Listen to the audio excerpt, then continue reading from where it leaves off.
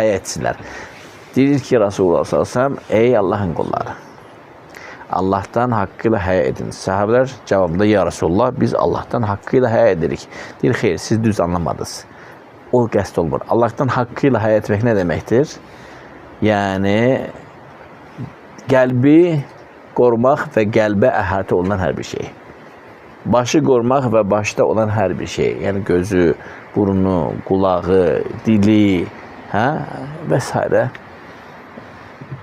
Yəni Allah Subhanahu teala üçün bu şəkildə ona həmin insanlar yəni daima Allah haqqında xoş səndə və onların ən böyük silahı duadır. Silah balaca bu, yəni dua balaca şey deyil. Dua ən böyük şeydir. Dua nə deməkdir? Tələb. Kimdən? Eşidən, görən, bilən, hər şeyin əhatəsində olan və sənə çox yaxın olandan tələb eləməkdir. Nəyi tələb eləmək? İstədiyini. Dua o deməkdir, bəli, dua deməkdir. Qorxu və ümid ilə tələb eləmək dua deyilir. İndi bildin dua nə deməkdir? Sən gör kimdən danışırsan? Məlikil muluk, sultanların sultanı. Birbaşa ondan. İndi bu dua bazı şey ola bilər. Əslində dua hər şeydir.